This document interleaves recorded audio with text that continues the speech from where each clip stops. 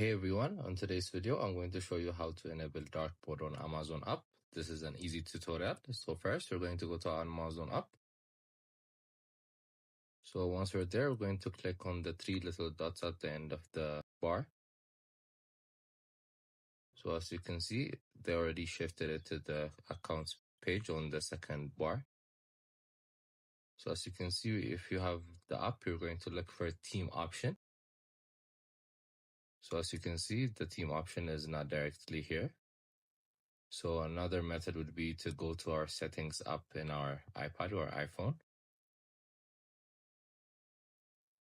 Then go to accessibility, then display and text size, then smart invert. So once that's on, it's going to put it onto dark mode. So our Amazon is currently on dark mode. I hope this was a help. I hope you guys liked this video. Subscribe for more, like for more. Goodbye.